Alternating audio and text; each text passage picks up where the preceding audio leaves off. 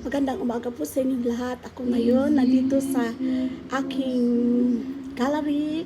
Nagpainting ako dahil mayroon akong ilalagay yung painting ko sa window ng Batos sa Monday. Kaya kailangan magpainting ako ng may kulay para magising ang mga tao na ang buhay pala ay may kulay na dapat hindi lang sa materyang nakatitig tayo, kundi titigan natin ang ating mga sarili kung tayo ba ay maging masaya.